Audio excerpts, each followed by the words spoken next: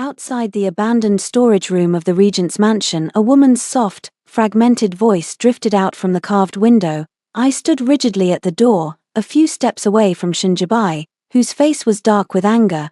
Today was supposed to be an ordinary banquet as the host. Shinjibai suddenly poured a glass of wine. Dismissing the guests early, he hurriedly pushed open one room after another, as if searching for something until he stopped here. The sounds inside grew increasingly obvious. Mixed with seductive gasps, clearly in an abnormal state, as if drugged. I understood in my heart, I'm afraid someone deliberately set this trap, aiming to catch Shinjibai and the woman inside in a compromising position, ruining their reputations. Although Shinjibai has already seen through this scheme, the situation remains delicate. After all, this is Shinjibai's residence, and the woman's presence must not be discovered by anyone. I took a deep breath and stepped forward to block the door.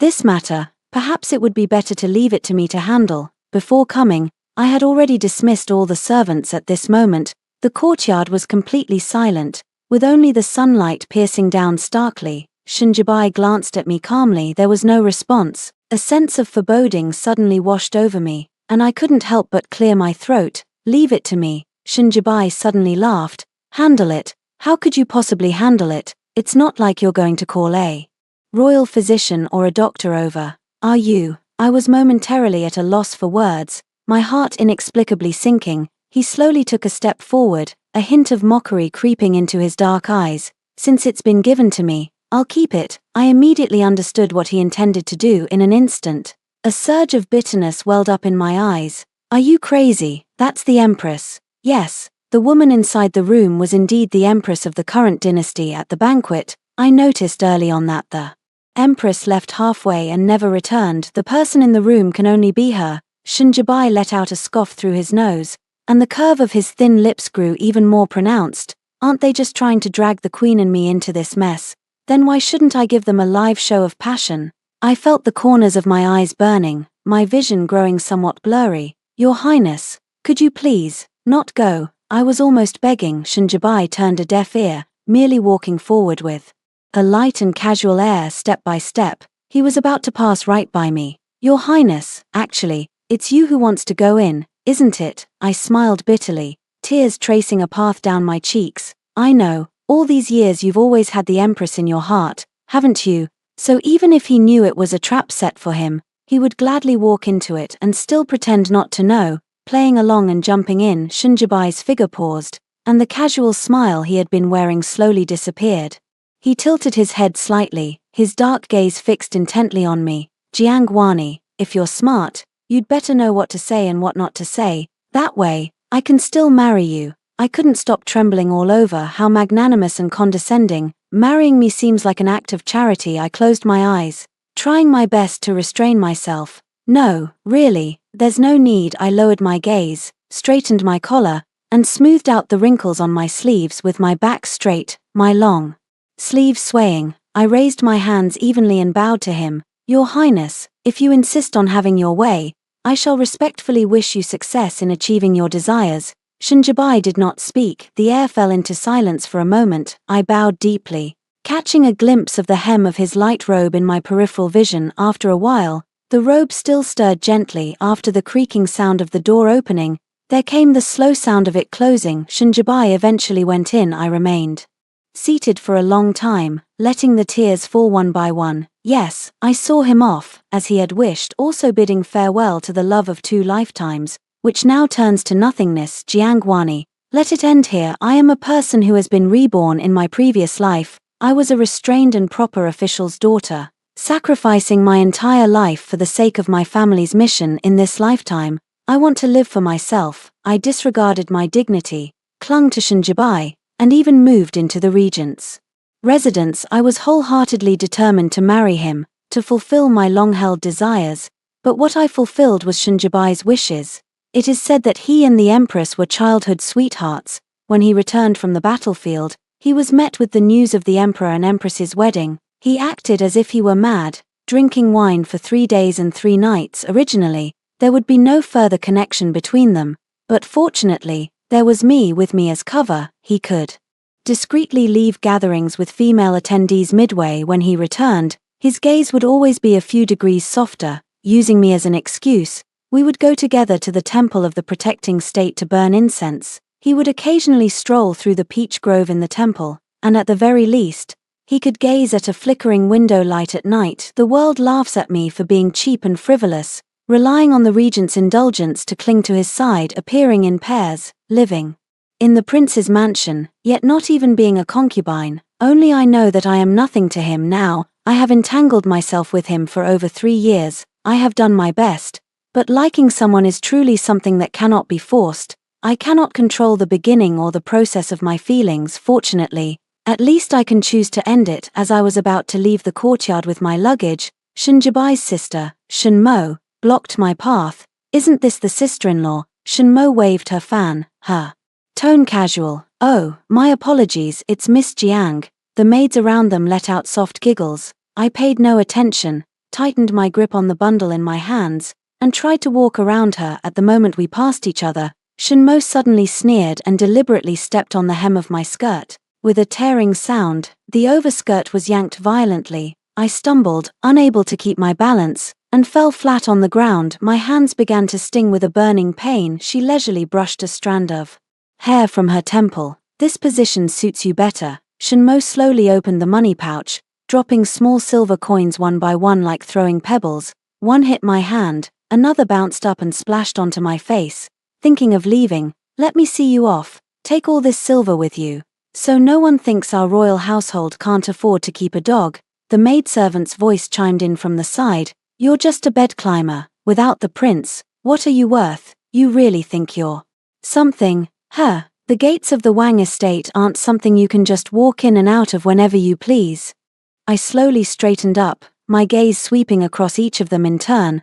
I still want to thank you, I said softly, while picking up the hem of my skirt. Now, I truly have no attachment or reluctance left. With that, I suddenly twisted my hands together amidst an even louder tearing sound. Shinmo's body swayed, stumbling back 2 steps and nearly falling, causing a wave of panic among the onlookers, and the half-torn dress from earlier now drifted down leisurely, completely torn in 2. I walked towards the gate without looking back. Is Jiang Guani insane? Miss, please calm down. She's just putting on a show for the prince, nothing more than some cheap tricks. Exactly. Wasn't it the same 3 months ago? Without a word, she just left, acting all high and mighty. Isn't it all an act? Later, when the prince went to the archery field, she deliberately cried there like a pear blossom bathed in rain, which is why she was brought back. She's just despicable. I've grown accustomed to these vulgar words. They belittle me, insult me, ridicule me, but it's just a matter of elevating themselves by stepping on others. Ultimately,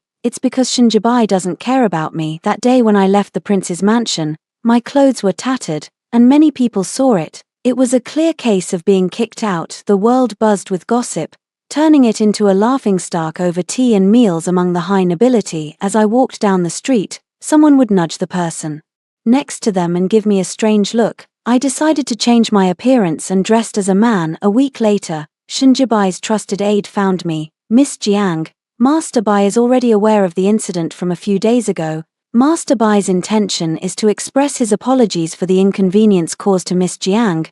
Please don't hold any resentment and return with this old servant. As compensation, here are 50 taels of gold, and in this box is. I interrupted him calmly. Please return. I won't leave, and these things are no longer needed, no matter what. Thank you for your care over the years, Mr. Bai. Miss Jiang, why put yourself through this? The confidant looked troubled. Mr. Bai just finished dealing with the previous banquet accident and sent me over. Actually, you see, I still have accounts to settle, so I won't see you off. I raised a hand, interrupting him again in a gentle tone.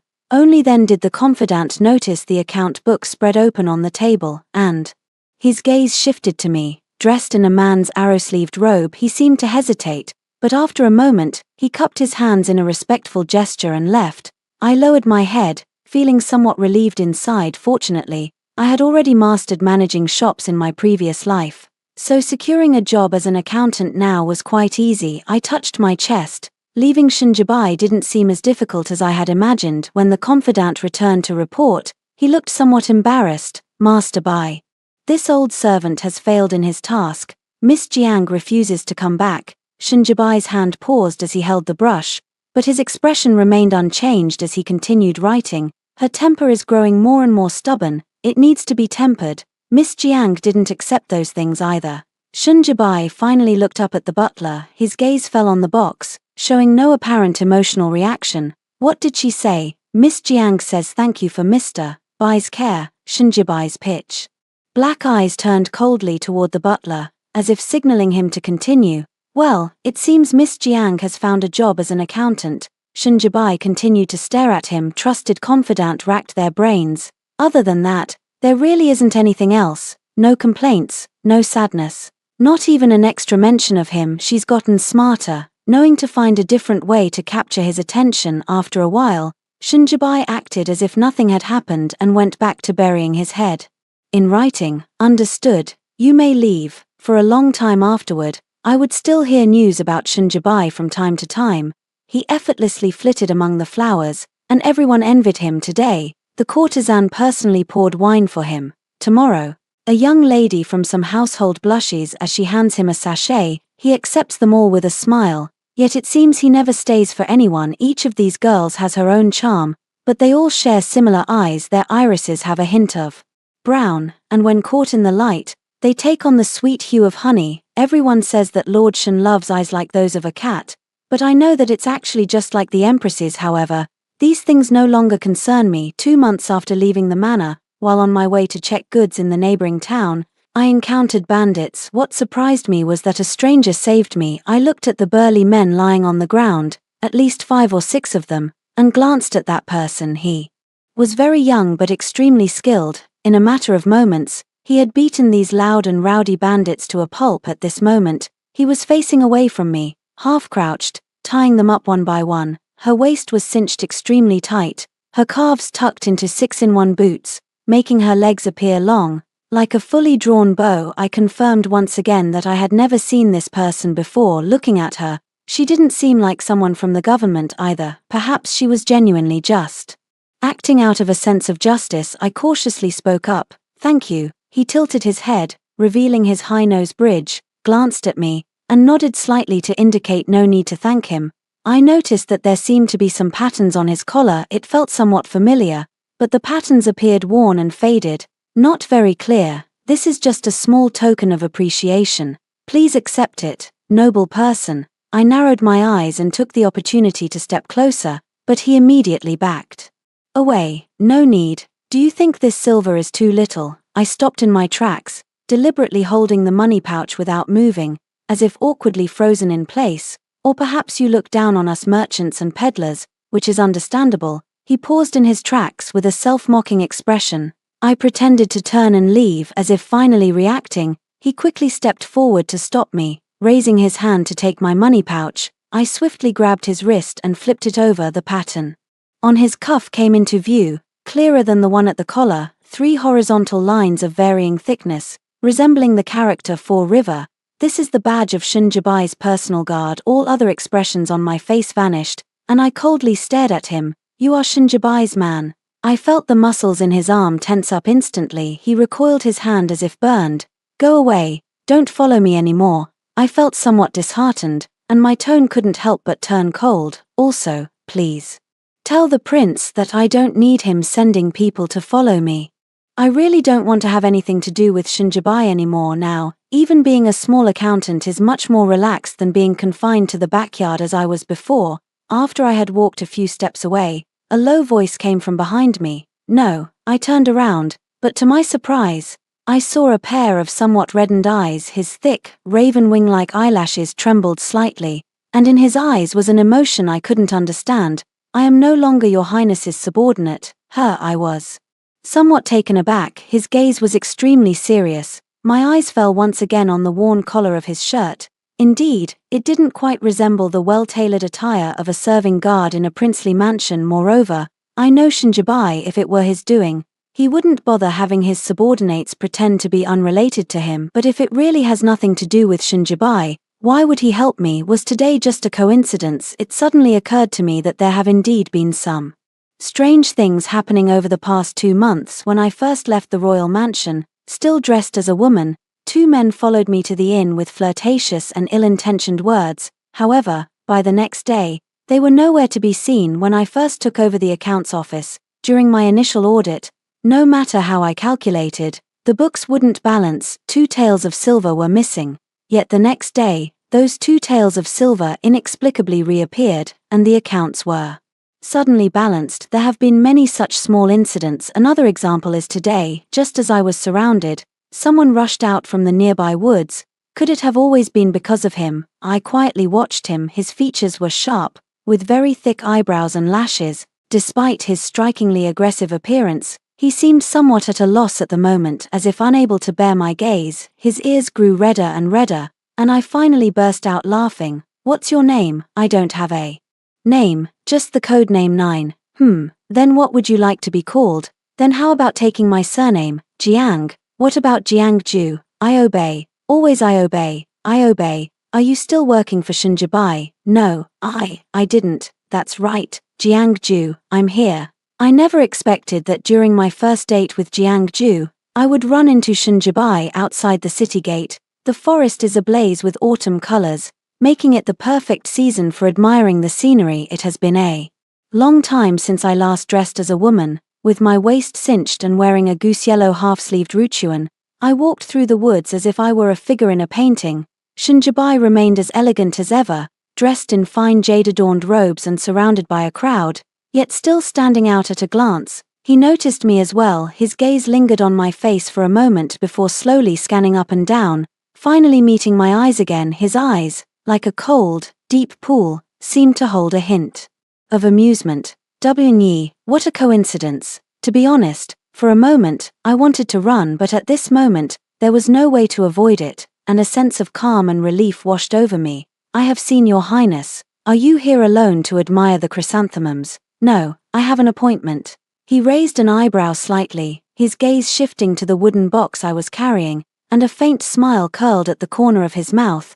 "This food box isn't very big. It looks like it's only enough for 2 people. Is this peach blossom pastry inside?" Shinjibai seemed confident, with a mischievous glint in his dark eyes. I knew he probably thought this was a carefully arranged encounter. The 2 servings of food in this wooden box were actually prepared for the 2 of us after all. He loves the peach blossom pastries I make with my own hands the most. For a moment, I felt a bit complicated, staring at him in a daze for a while. In the end, I said nothing, just lowered my gaze and spoke calmly.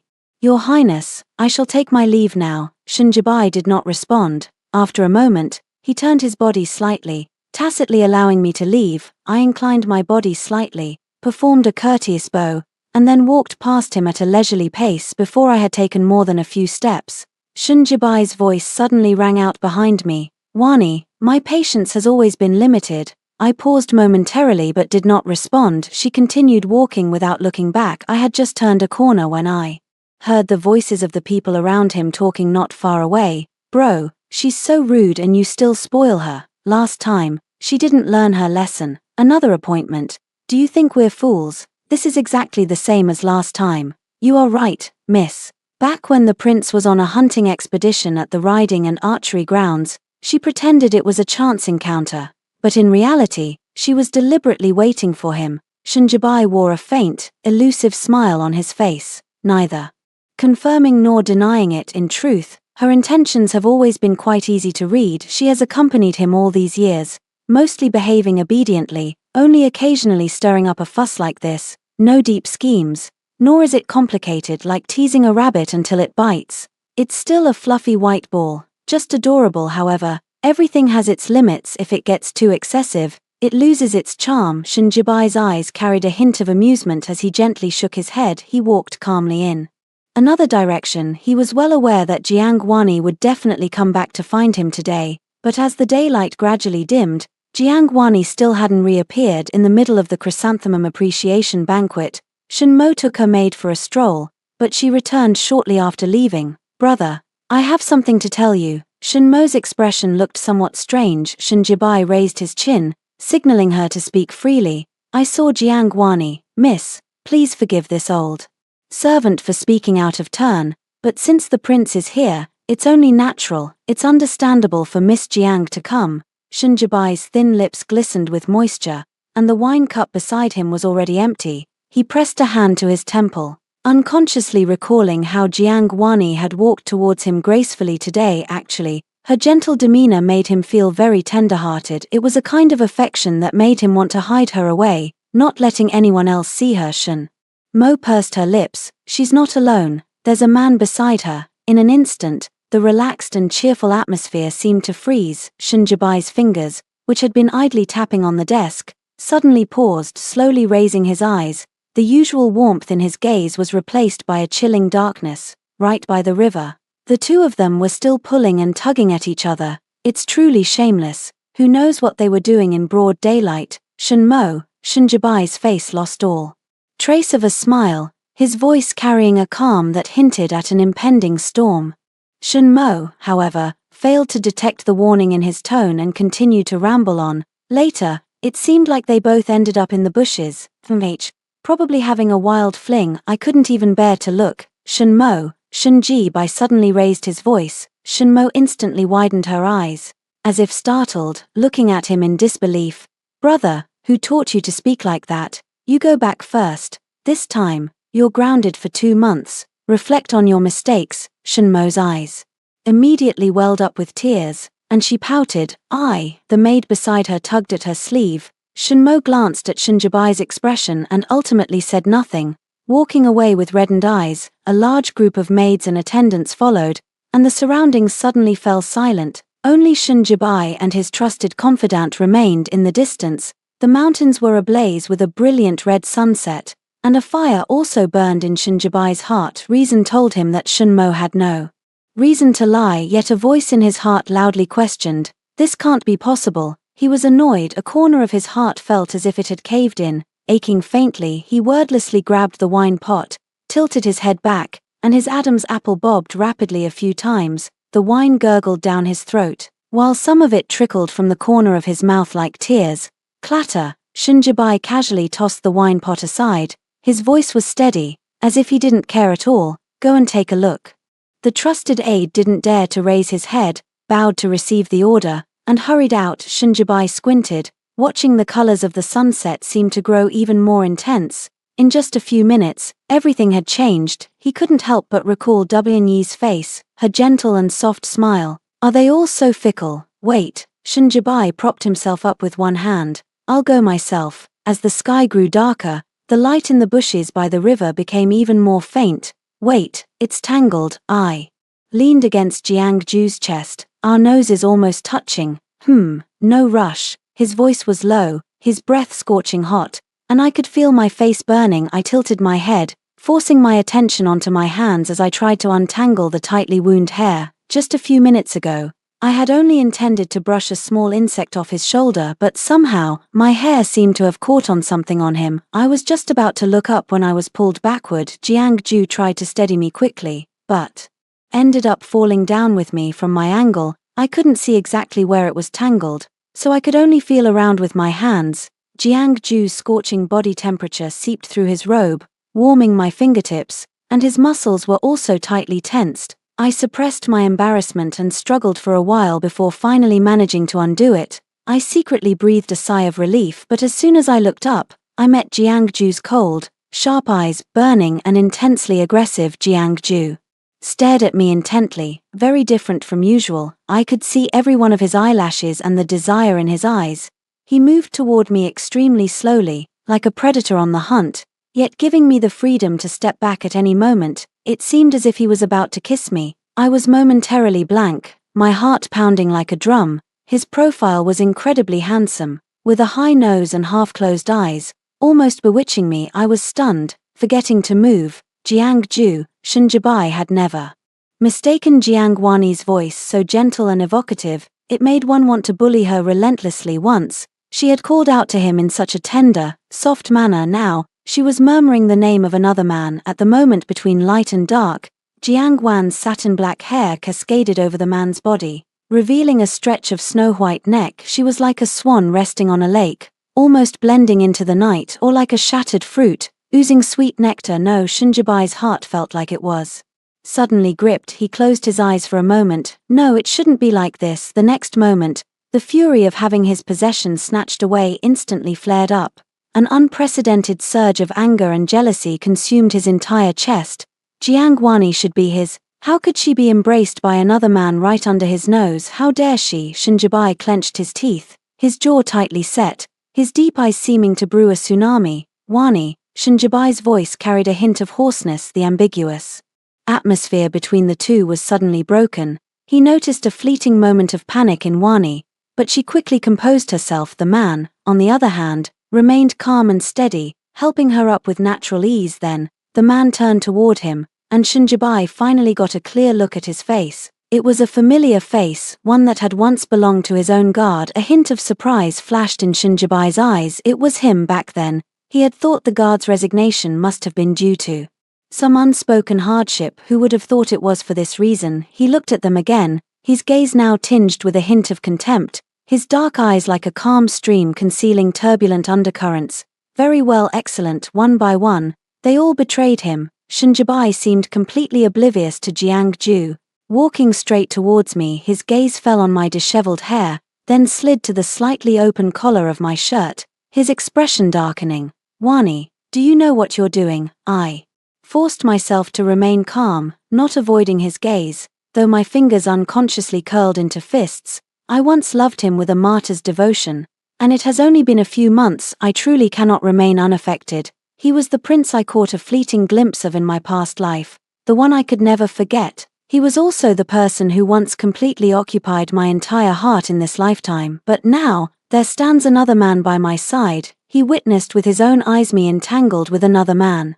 Our intimacy unfolding under the open sky. What must the prince have felt in his heart, compared to that very banquet, when he unhesitatingly pushed open the door, leaving me behind? My humiliation and the heart-wrenching despair I felt might be equally unbearable. I had imagined similar scenarios. Guessing that I might feel a sense of vengeful satisfaction, I had also harbored malicious thoughts, hoping he would feel every bit of this pain in detail. The more he suffered, the happier I would be, but it was completely not like that at all. Shinjibai's gaze at me, the tone of his voice, all pierced my skin like needles. I only felt a wave of shame creeping up my spine, my limbs as cold as if submerged in icy water.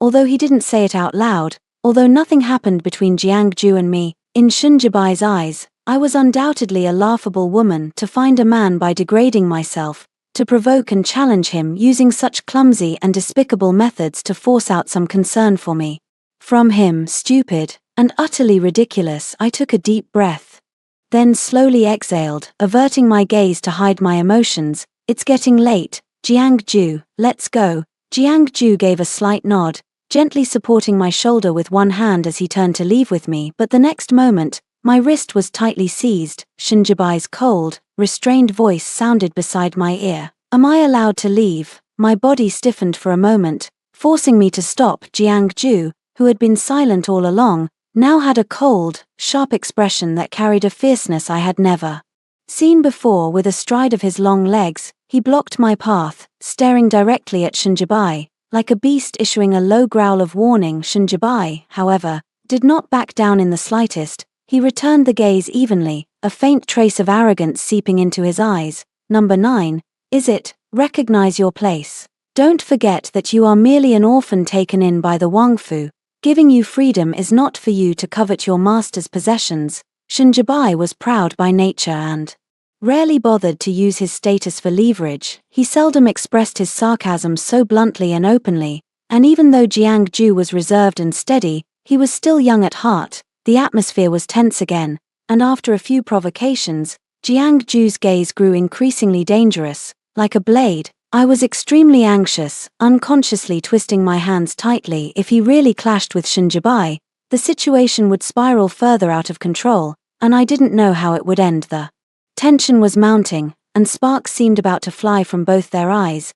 Jiang Ju suddenly curved the corner of his mouth, relaxing all at once. Instead, he leisurely took my hand, his voice calm. Your Highness, you are afraid, aren't you? Afraid that Miss Jiang will really leave and never return? Actually, I was scared too, so I went to see her. I don't have much ambition. My whole life, I've only followed Miss Jiang. Wherever she goes, I go. I looked up at him, stunned. I hadn't expected him to take such action, nor had I realized the depth of his feelings for me. Shinjibai, however, seemed to have heard some kind of joke, and he sneered without any attempt to hide it. What's the point of putting on this act? Anyone who doesn't know better would think I'm trying to break up a loving couple. It's nothing more than a one-sided infatuation that only adds to the comedy. Jiangju's long eyelashes, like crow wings, drooped down, silent as if his pain had been exposed yet.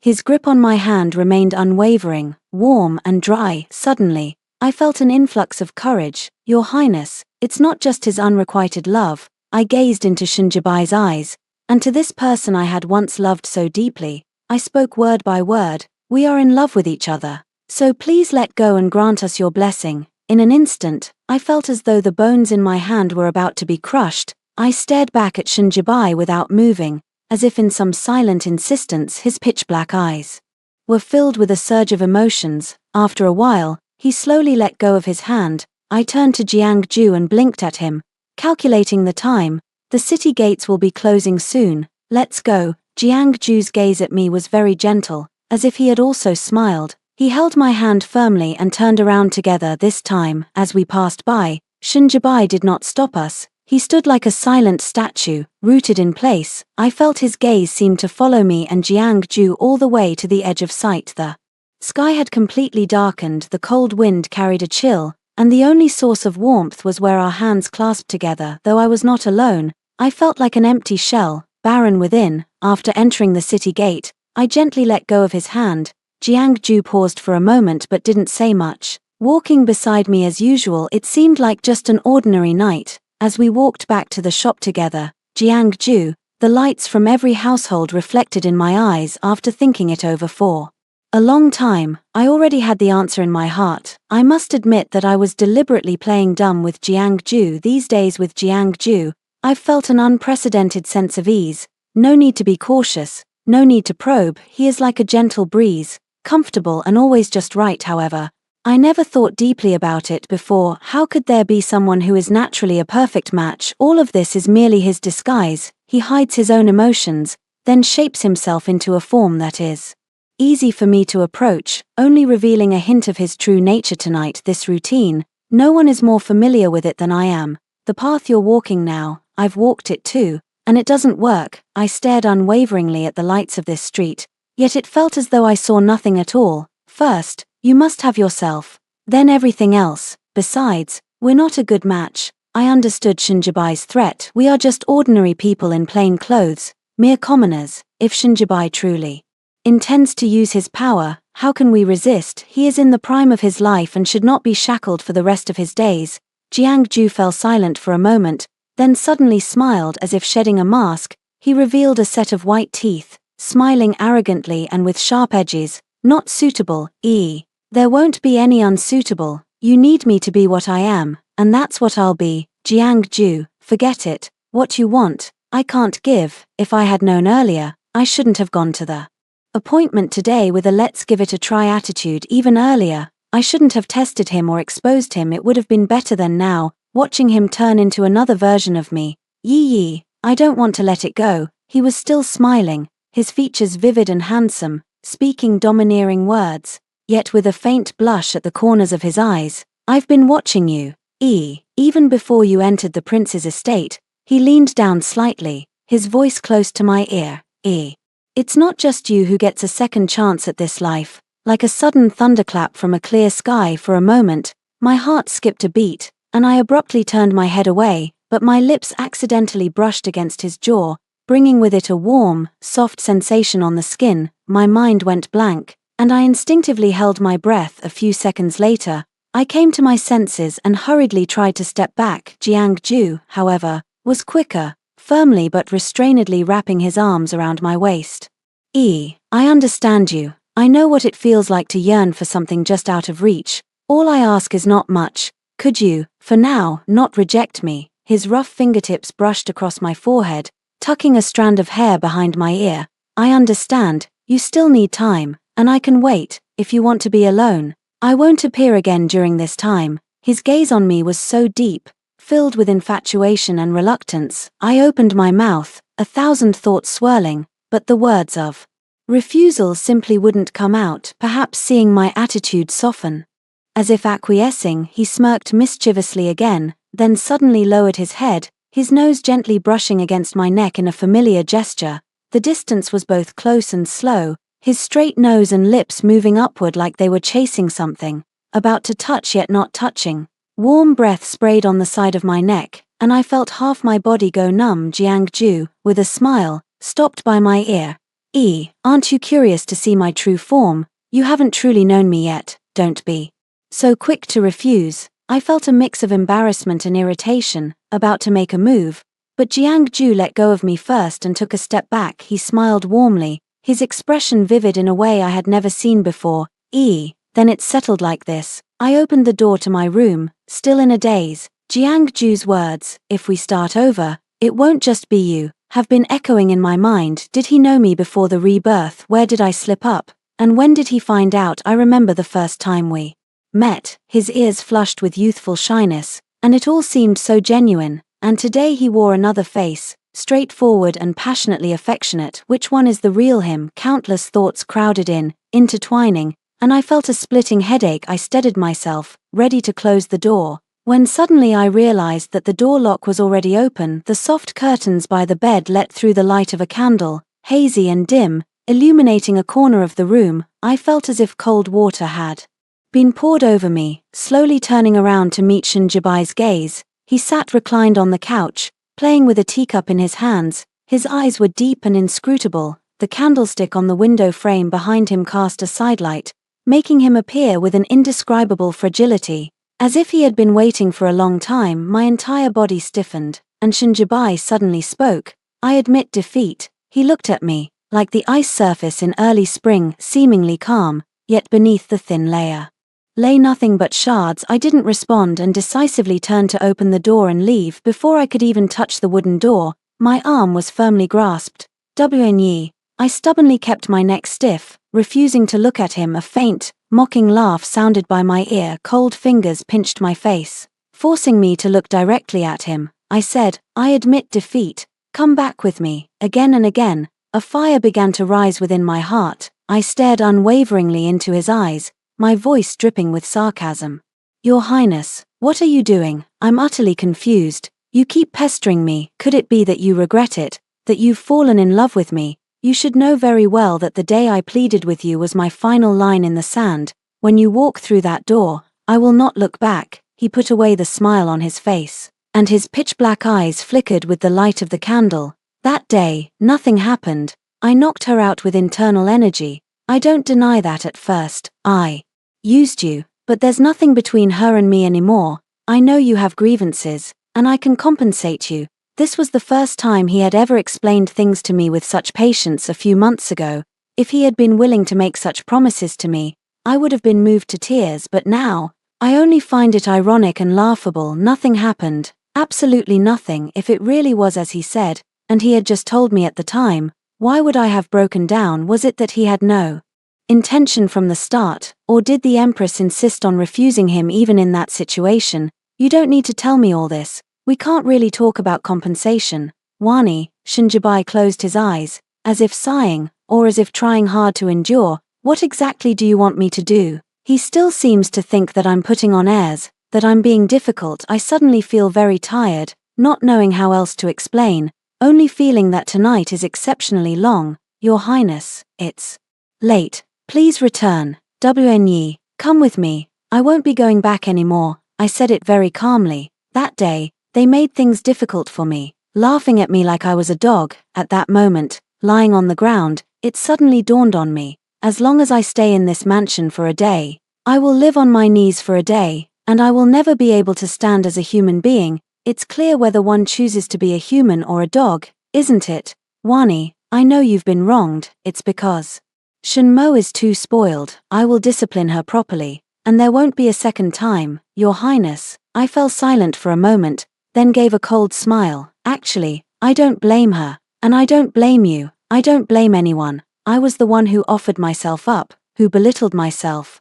How can I resent others for laughing at me for lacking backbone? I just want to find my lost backbone." Shinjibai fell silent. Perhaps it was the dim candlelight, but for a moment, I mistook his expression for one of pity. Wani, Shunjibai slowly began to speak. As if he had made some decision, he slowly moved closer, pinning me against the door, his gentle gaze wandering over my face. Be my queen. This hairpin is made with a core of peach wood from the Gua temple.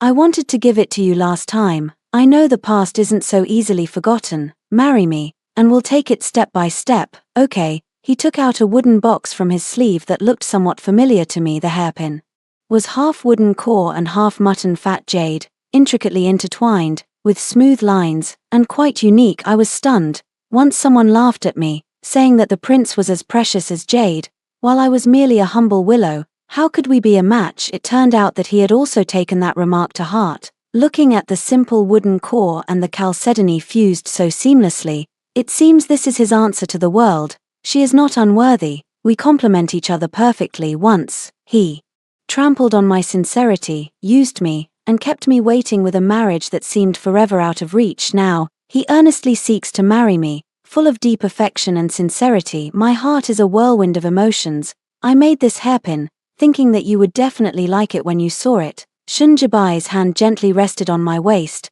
his voice deep and mesmerizing. In this secluded corner, he lowered his eyes, his gaze slowly moving down my face. Wani, Wani, he suddenly raised his hand, clasping the back of my neck, his fingertips gently yet firmly rubbing the spot they touched at the same time. The pressure around my waist abruptly intensified. I've already lost once before. I won't make the same mistake again. He lowered his head, and our gazes met within inches of each other. I could feel the other person's breath nearby. Come back with me tonight.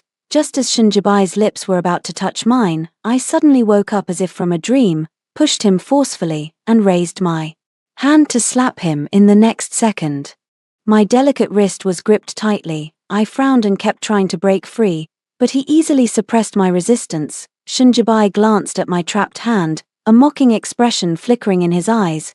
My actions seemed to have angered him. Let go. Shunjibai, however, tightened his grip on both of my hands even more, his overwhelmingly oppressive aura drawing closer to me. I could clearly see those eyes that were drawing near, dark, gloomy, as if something was burning within them. The next second, Shunjibai fiercely bit down on my lips. He pried open my teeth and forced his way in. Instantly, blood rushed to the top of my head. I immediately struggled violently, biting down hard, and instantly felt a metallic taste flood my mouth. He cried out in pain and finally released me. Slap. A clear palm print appeared on his pale face. I leaned against the door, gasping for breath, tears streaming down my face, all strength drained from my body. Get lost. My voice trembled uncontrollably. Get out. And never show your face in front of me again. Shunjibai's face seemed to freeze in mid-air. He slowly turned his gaze toward me, perhaps seeing me trembling all over, my chest heaving violently, and the hatred in my bloodshot eyes too intense. Shunjibai didn't force me any further. He silently pulled open the wooden door, casting a deep glance at me. His expressionless face was only marked by lips stained with blood, vibrant and striking. After he left, I stumbled toward the bronze basin again. And again, I splashed water, fiercely scrubbing the places he had kissed. Only when the basin was empty did I gradually come back to my senses from the intense breathing. My hands were as cold as ice, and the water I had splashed around earlier had completely soaked my clothes, clinging to my skin like a cold snake. My lips burned with pain, as if sharply mocking my incompetence. At that moment, a steady knocking sound echoed. Why didn't you close the door? I just thought it over carefully. And, I've changed my mind again. Jiangju's voice, light and cheerful, drifted in from outside the room. His voice was youthful and clear, yet at this moment, it stirred up endless grievances within me. I leaned on the basin stand with both hands, my shoulders trembling, tears streaming uncontrollably down my face. Is that you? Why are you hanging your head and not saying a word? Jiangju paused, as if noticing something was off. In the next moment, a loud bang echoed from the wooden door, and hurried footsteps rapidly approached me. What's going on? Jiangju nervously grabbed my arm, but upon seeing my reflexive flinch, he quickly withdrew his hand. He swiftly scanned the surroundings, stopping at the open wooden box. Damn it, Shunjibai, that bastard, was here, wasn't he? Yi, are you okay? Why do you look so pale? Did he bully you? Towards the end, Jiangju's voice couldn't help but tremble slightly. His hand rose and then fell, fingers clenched tightly together, the knuckles turning white from the force. "I'm sorry, it's my fault, I'm late again." I wiped away my tears, took a deep breath, and said in a hoarse voice, "No, it's not your fault, I'm fine." I calmed down for a moment. The candle had gone out at some point, and moonlight streamed in through the open wooden door, casting a silver glow on the floor. In the distance, the faint sound of the night watchman's drum could be heard. Jiangju. At this moment, I felt my thoughts clearer than ever before. In the capital, I could never break free from Shinjibai's control. If he can barge in today, he can find other ways to threaten me tomorrow. I cannot rely on his bottom line, nor can I allow myself to remain in such a passive position. If I want a backbone, if I want a true rebirth, I cannot just be a small figure he can order around. I want to leave this place. Okay, maybe we can take a chance at the border. It's dangerous, but there are also many opportunities. Alright, I'll stay with you. Jiangju, you don't have to follow me, you should also do what you want to do. Jiangju smiled, his expression calm as he looked at me, speaking slowly and clearly. This is what I want to do. I looked at his expression and eventually decided not to insist. Upon learning the news that Jiangwani and Jiangju had both gone missing, Shinjibai flew into a rage. The items on the table were shattered all over the floor. Everyone was as silent as cicadas in winter. He slammed the door and stormed out, immediately mounting his horse, raising his whip high. The horse let out a sharp neigh and galloped wildly away. Just as the city gates were about to close, a bewildered child suddenly appeared in the middle of the street. At the critical moment, he used all his strength to pull back on the reins, causing the horse's hooves to rise high into the air, and at the last moment, he managed to change direction. However, he was thrown from the horse by the tremendous momentum and landed heavily on the ground. His vision went black, and it took him a while to recover. Just as he tried to push himself up, his arm gave way, and he fell straight back down, caught off guard. The city gates are closed, already holding back a surge of anger. Now he was completely trapped, unable to chase beyond the city walls. While the sound of a child's wailing echoed in his ears, Shinjibai hung his head, one hand pounding fiercely against the ground. "Shut up!" His bare fist struck downward savagely. Again and again the bluestone pavement cracked like a spider's web, tiny fragments embedding themselves in his flesh, yet he seemed to feel no pain. How laughable! It was as if the whole world was conspiring against him. What am I doing? Does this prince lack women? There are plenty who are more obedient, more considerate, and more adorable than her. Shinjibai strode into the largest pleasure den in the capital like a gust of wind. He reclined on a luxurious couch, pulling open the collar of his snow-white brocade robe with rolled edges, his chest and abdomen exposed boldly, revealing his solid physique. "5 at a time, come in." He tilted his head, propped up his long legs, and flippantly instructed the madam.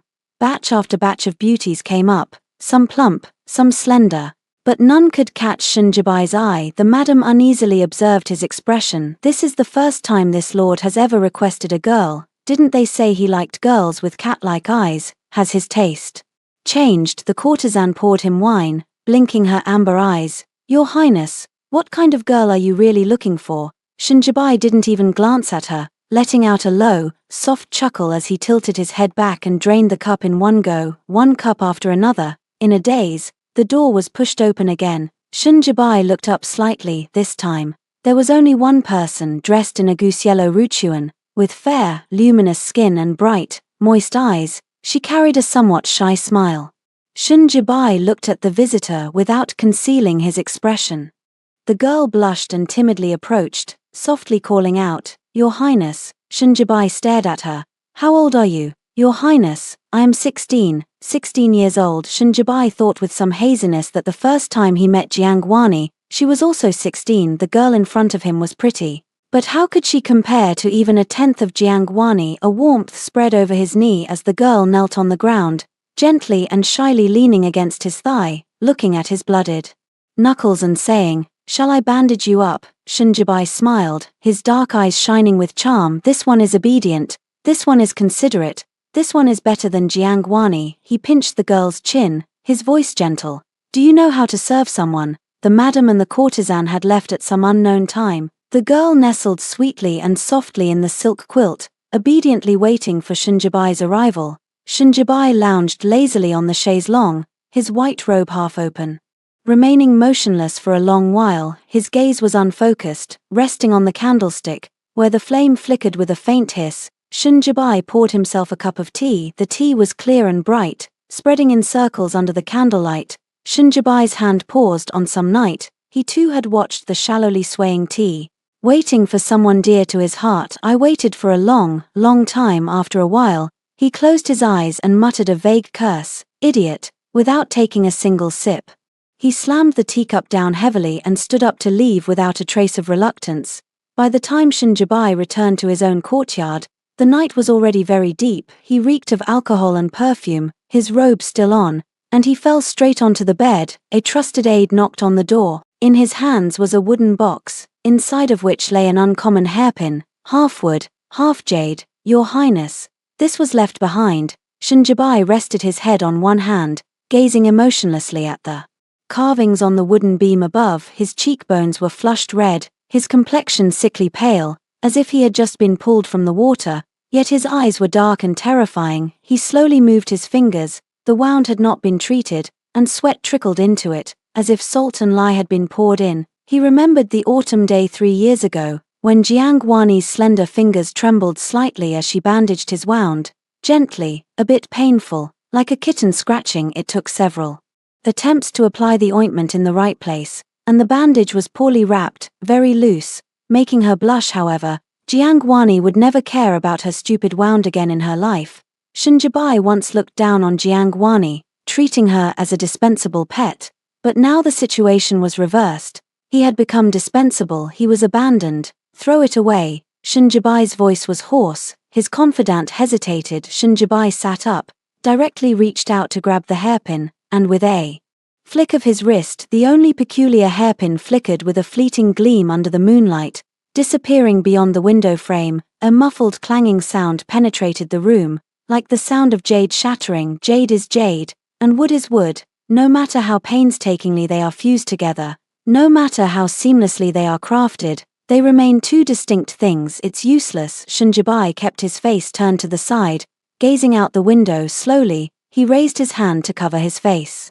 A clear, transparent liquid seeped out from between his fingers. "Jiangwani, you are the most obedient, the cutest, and the most considerate. I like you the most." Shinjibai choked up. "Don't go, come back to me, make up with me, Jiangwani, I beg you." Shinjibai developed a high fever that night, perhaps due to another cold, which lingered for 2 to 3 months before finally subsiding. After that, people noticed that the smiling and charming Prince Shin seemed to have changed. He stopped attending various banquets, let alone engaging in any romantic affairs. What flower maiden, little lady, all gone, staying indoors all day, rarely showing up. But it seems there's a renewed interest in raising pigeons. First 3 or 5, then a dozen, and now flocks of pigeons are flying in and out above the prince's residence. Some swore solemnly that the prince must have deep intentions this time, as these were no ordinary pigeons, but messenger pigeons. Others immediately refuted. "Are you sick? So many messenger pigeons, what kind of news would require such effort to find?" The person was stumped, thinking for a long time before giving up the argument. Autumn passed and spring arrived, and the emperor held a grand banquet for the officials and their families, expressing gratitude to them. With an extremely high standard, Shinjibai attended the banquet. Midway through the banquet, the empress rose and left first, and the maid beside her immediately followed closely, her expression alert. The empress glanced at her with amusement but did not expose her. The maid remained on high alert the entire way, keeping her eyes and ears open in all directions. When the empress finally returned to her palace, the maid let out a sigh of relief, then she muttered softly to herself, "Strange, why didn't that Mr. Shin come this time?" The empress gently smiled as she played with the tea flowers in her teacup. Last time at Hugua Temple, she actually just went through the motions of offering incense properly, without even glancing at the empress. In past banquets, she would always find some excuse to come over, but now she's quieted down. How did she change so suddenly? Could it be that she finally learned her lesson from that incident? Was she woken up by the empress's scolding? The empress raised an eyebrow. "All right, the more you talk, the more absurd it gets. That incident was an accident, and we should never mention it again." The maid stuck out her tongue, being very clever. No matter what, I will protect the Empress, and I will never let him come near the Empress again." The Empress chuckled and tapped her nose, her brows relaxing. "He won't come anymore, and he will never come again." They grew up together, and she understood him in matters of love. He was slow-witted, often taking more time to understand his own feelings and those of others. As an outsider, she could see clearly what he himself hadn't realized: her feelings for that young girl. Now, he must have finally woken up to the truth. I closed the ledger and wiped the fine sweat from my forehead with a handkerchief. The climate here is quite different from that of the capital.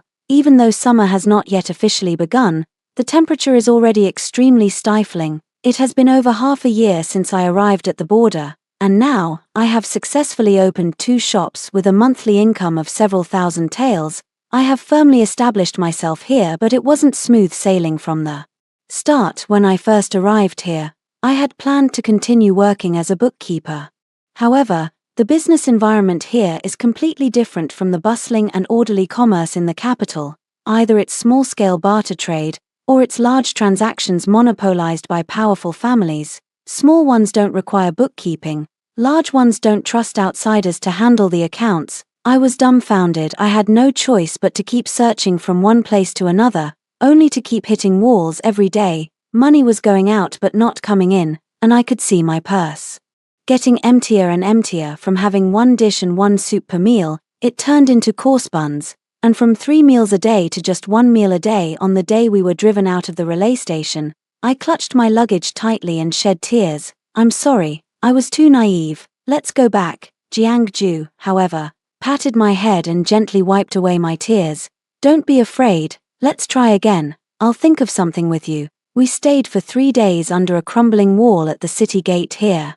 Like us, gathered refugees with nothing to their names. At night, Jiang-Ju held his sword and guarded me. I rested my head on the fluffy dry grass Jiang-Ju had found, gazing long into the expanse of stars. "In fact, you don't have to stay with me. You could have so many more choices on your own." Jiang-Ju closed his eyes and leaned against the wall, as if he had already fallen asleep. Fortunately, a turning point came later. A caravan was attacked by bandits, and 2 of the workers were killed. I can speak and write well, and Jiang-Ju is highly skilled in martial arts, making us a perfect fit. I started dressing as a man again, and we traveled with the merchant caravan. The group was all men, so everyone got along quite casually. Just as someone was about to excitedly put an arm around my shoulder, a large hand landed on his own shoulder first. Jiang-Ju chatted with him with a smile, and he happily walked off with Jiang-Ju, chatting along the way, completely forgetting about me. Jiang-Ju would secretly take me to a pond to bathe at night, then grumble and scold the brothers who were cooling off bare-chested to put their clothes back on. "Captain Jiang, why are you so protective of Xiao Jiang? You're guarding her like a hawk. I think he's treating her like his little wife." Haha, the campfire flickered, and Jiang-Ju's ears flushed bright red as he kicked out in response. The crowd burst into laughter. After a few trips, we had completely familiarized ourselves with the routes, conditions, and prices, and we began preparing to do it ourselves. Jiang-Ju continued to run the routes, while I focused on securing the supply and building connections with the merchant guild. Every time he returned, he would bring me some small trinkets. Sometimes it was a shiny stone, other times it was a strange snack wrapped up nicely. After the first shop was established, the second one went much more smoothly. Now, as long as there is a supply, it can be sold steadily. It feels like a weight has finally been lifted off my shoulders. Guess what I brought for you this time?"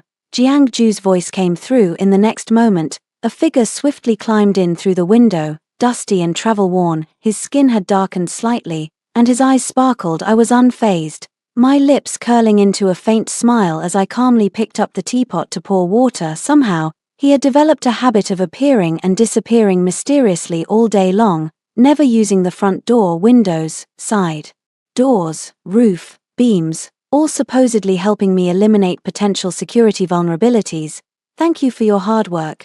Did everything go smoothly with this shipment?" I pushed the tea towards him, brewed with prunes, refreshing and sweet. Of course. Jiang-Ju was brimming with energy. I propped my chin on my hand, lost in thought. If we open another shop later, we'll definitely need to smooth things over with the city lord again. We could also consider expanding with 2 new routes. Summer is coming. How about selling fruit? Lightweight fabrics might be worth considering too.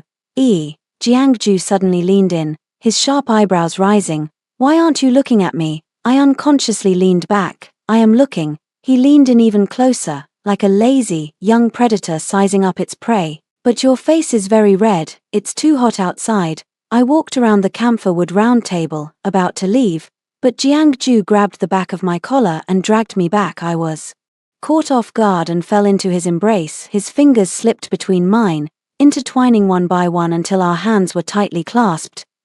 They say, marry a chicken, follow the chicken, marry a dog, follow the dog. I've been following your surname for so long now, Miss Jiang. When can you give me a proper title? Jiangju smiled, a mischievous little curve forming at the corner of her mouth. A gentle breeze blows, the thin pages of the ledger rustle softly as they are turned. Thump.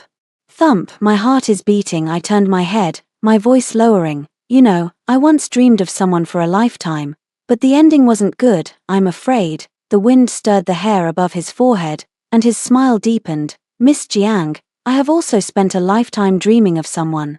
After fantasizing about this for so many years, isn't it fair for one of us to have our dream come true? A warmth surged into my eyes. You said you were also reborn, so before that, oh, no rush, Jiang. Ju smiled and pulled a plump grey pigeon from his bosom. Let's talk while we eat. Do you like the gift I brought back this time? Jiangju still hasn't told me who he was in his past life. Just tell me, he is not the real number 9, nor is he an orphan, but if you ask further, he says nothing more. Even when I deliberately got him drunk, he only half closed his eyes, smiling without a word with his thick lashes lowered.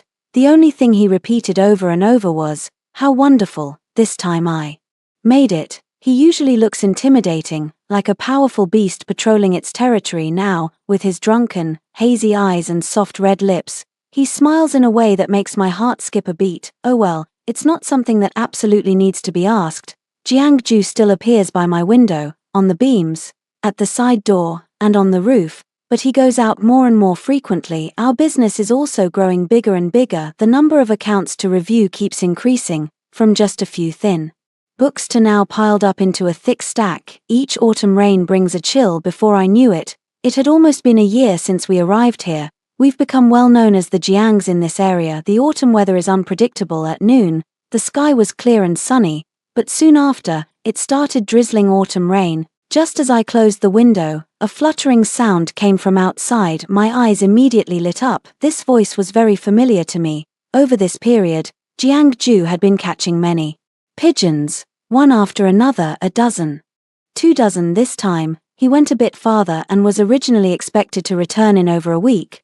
Was it early? Thinking of his sharp jawline and his aggressive eyebrows curving slightly, my heart started to race. A slight rush, and I pushed the window open again, but I saw Shinjibai instead. The sky, tinged with a pale grey, seemed to hang a curtain of rain, icy droplets striking the eaves. Shinjibai stood 1 meter outside the door, half his body drenched in the rain, with a large wet patch spreading across his back. Hearing the sound, he turned his head to look over. His cheeks were pale and slightly sunken, his 2 eyes dark and hollow. The moment he saw me, a glimmer of light flickered in his eyes once more. Your Highness. The smile that had yet to fade from my eyes now turned into surprise. Shinjibai gazed at the person standing just a few steps away. Her eyes were bright and moist, her porcelain-like face framed by the pale overlapping collar, like a white iris. The Jiangwani from his memories had been shattered, reshaped into this more noble, gentler, more dreamlike version before him.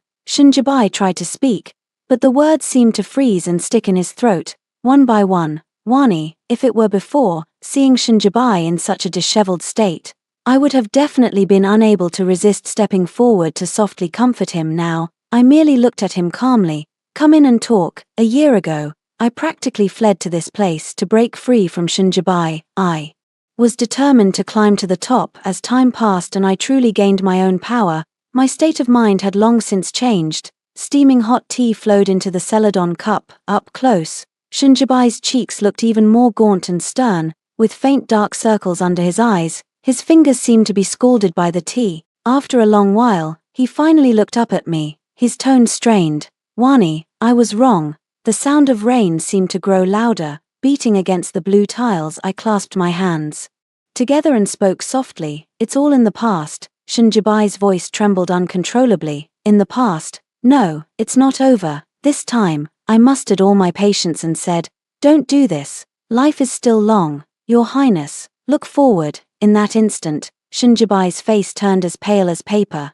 All color draining away, a glimmer of moisture welled up in the corner of his eye. Let's make up, okay, please. Shinjibai's fingers were clenched tightly, showing a faint bluish-white hue, as if they were icy cold. After a moment's thought, I pushed the steaming teacup toward him. I am unaware of your relationship with the Empress. If I had known, I wouldn't have sought you out or pestered you from the beginning. I'm sorry, I shouldn't have used you. Shinjibai's tears streamed down his face as he gave a faint smile. I was too foolish, unable to see my own heart. You can't say it that way. In fact, it was my own choice. At the time, I thought it would make you a little happier and be of some help, which was good enough. I said it very calmly, mentioning these things again, feeling as if it were all a dream. Wani, I miss you so much, so much. Shinjibai choked up, more vulnerable than I had ever known him to be. He said it 3 times. Seeing me silent, he spoke slower and slower, more and more sincerely, and increasingly desperate. The sound of rain gradually lightened, and for a moment, the air fell into silence. I had a dream, I sighed and said, half truthfully, half falsely. At that time, my clothes were torn off, and I struggled desperately. It was you who cut off that man's arm with a single sword strike. You were not in good condition yourself, with 3 arrows still lodged in your back. To you, I was just a complete stranger. But you protected me for a full day and night, telling me, young lady, don't be afraid, you must live well. This dream felt so real, so I fell in love with you at first sight. Shinjibai stared at me in a daze. A dream, I thought of a few years ago. Even though he didn't need to save me in this life, he still got injured during the bandit suppression. When I applied the medicine to him, my fingers couldn't stop trembling, smearing the ointment messily. At that time, he was still smiling, thinking that I was just scared because I had never seen torn flesh before. In fact, I was relieved, because I had seen far worse. He had endured alone in the bandits' lair for a whole day and night, exchanging his own blood for my safety. But at that time, I was a married woman. Even if I had managed to save my life, for the sake of reputation, I was still forced by my husband's family to take my own life. At the moment before drinking the poisoned wine, I thought, what a pity that the prince had risked his life to save me. Wasn't it all in vain? Your Highness, these past 3 years, have you been happy? Did I manage to help you in any way? I looked at him seriously. This was my final question. Shinjibai seemed to sense the tone of farewell, tears falling one by one onto the back of his hand, his voice hoarse. This is the happiest moment of my life. I lowered my head and smiled. Then it wasn't in vain. Look, the rain has stopped. I slowly stood up and gently patted his shoulder. Your Highness, you are a good man. I wish you well for the rest of your life. I pushed the door open. The heavens and earth have been cleansed. The cypress trees in the courtyard appeared even more verdant. The stones had grown smoother, and the fresh scent of damp earth filled the air after the rain. Shinjibai had left. I picked up a small stone and tossed it toward the green tiles on the roof. Aren't you coming down yet? Sure enough, a familiar, tall figure flipped down and landed steadily in front of me. Jiang-Ju raised an eyebrow, finished catching up. I felt both annoyed and amused, waving my hand in front of my nose. Where's this sour smell coming from? Jiang-Ju glanced at me sideways. This time, are you going to leave again? Moving house again? I saw Shinjibai leave this time looking like he was on the verge of death. He probably won't let it go so easily. I pulled his hand. No, he probably won't come back again. Jiang-Ju's face turned even worse. You know him well. I chuckled. That's not quite it.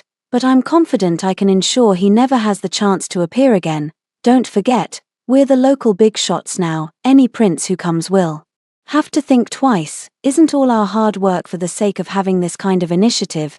Jiang-Ju's expression softened slightly as he tightened his grip on my hand. That's more like it. After that, Shinjibai never came to see me again. We continued to expand our business, dealing in tea, silk, wine, fruits, spices, and dyes. Our trade routes spanned the entire northern region, and even the emperor had tasted the spices from Jiang's brand, praising them as excellent. Even if I didn't ask, news of Shinjibai would still reach my ears. Shun began to vigorously suppress bandits, raising one mountain stronghold after another. Once, he even encountered my caravan head-on. The prince, covered in bloodlust and ferocity, called for a halt upon seeing the Jiang banner. The leader tremblingly dismounted from his horse and was about to kneel in reverence, but he raised his hand, ordering the army to make way and allowing the merchant caravan to pass first. For a time, the prince's reputation for caring for the people grew even stronger, and the Jiang brand became increasingly renowned. When I heard it, my heart was very calm. It was like white petals drifting onto the stream, creating a small ripple. The stream flows gently forward, neither remembering nor deliberately forgetting, of no importance. Days turned into years, and 2 more passed, when suddenly, Shun paid a visit. She wore her hair in a married woman's bun, her brows habitually furrowed. Walking behind the maid in small, hesitant steps, she seemed somewhat uneasy. No one could associate her with the arrogant and domineering young lady she once was. At first glance, she was merely an ordinary woman, slightly troubled in appearance. She said that Shun intended to renounce his title and become a monk, and asked me to persuade him. They say Shun seems to have fallen under a spell, muttering about past lives and present days. Even the emperor and empress couldn't stop him. He's already preparing to take the tonsure. Her eyes were bloodshot, her face weary. Actually, this might not be a bad thing. In recent years, Prince Shun's reputation has grown higher and higher. To retreat at the height of one's success is also a wise move. Shun's eyes widened, looking at me in disbelief, as if she hadn't expected me to answer this way. I know she wanted to say that the prince had been pining for me all these years. His decision to become a monk was all for me. But how much true love can there be in this world? From different positions, the perspectives seen and the levels of thought are completely different. Shun tried to persuade me a few more times, but the underlying meaning in her words remained the same. I remained unmoved. Shun fell silent, looking at me with an unfamiliar gaze. Suddenly, she knelt straight down. A few years ago, my brother risked his life to suppress bandits, leaving him with a body full of old injuries, and now his health is not very good. He never cared much about court affairs, yet he actively promoted pro-commerce policies and repeatedly submitted memorials to the throne. I know that everything he did was actually just to pave the way for you. Back then, I was immature and made a mistake. I shouldn't have humiliated you. If it's because of me, I apologize to you. Punish me if you must. But my brother has had a really hard time all these years. I beg you, even if it's just to take a look. She choked back a sob and bowed her head deeply. This move was indeed beyond my expectations. I gave a glance, and the maid helped her up and invited her to take a seat. It's not that I'm heartless, but at this moment, what the prince is doing is truly most beneficial for him. You also said he has made great achievements in suppressing bandits, and his reputation among the people is growing stronger. When one's accomplishments overshadow the ruler, you must understand this principle, right? Moreover, you mentioned that he previously interfered in court affairs. When these 2 factors are combined, in the eyes of the imperial family, he becomes an even greater threat. If he were to live a life of seclusion, focusing on spiritual cultivation, firstly, the aforementioned difficulties would be resolved, and secondly, wouldn't this be a form of liberation for him? Shun was stunned. I broke it down so clearly that she seemed to finally take it in. She finally believed that I wasn't just speaking out of anger, but truly meant it from the bottom of my heart. From the bottom of my heart, but unrelated to love. She rose to take her leave. After walking a few steps, she turned back with a flushed face, curtsied to me, and whispered a thank you. I nodded with a smile. Jiang jumped down from the beam, feeling indignant on my behalf. She treated you so poorly back then. How can you be so magnanimous? Would you hold a grudge against a stone for tripping you up many years ago? I smiled and said, standing at the peak, how could one blame the many stones? At the foot of the mountain, Jiang raised his handsome eyebrows. Forget it, I can't argue with you, Jiang the magnanimous. When can you be a little more magnanimous toward me? What, let me sleep in the room tonight? I know I was wrong, my dearie. The smile on my lips deepened. Let him bury his head in my neck. With mountains high and waters far, our remaining lives are still long. After hearing the story above, what are your thoughts? Feel free to share your opinions in the comments section. Looking forward to hearing from you. If you liked this story, don't forget to like it, share it, and subscribe to my channel. See you next time.